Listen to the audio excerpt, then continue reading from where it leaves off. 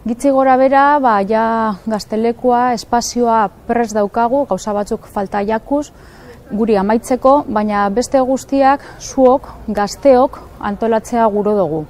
Horretarako egingo duguna izango da, egunotan urtarrietik hasita, hasiko gara zuekaz berba egiten, harremanetan jarriko gara medio ezberdinak erabilita, zuek diseinatuko dozuelako zer gura dozuan barruan egin.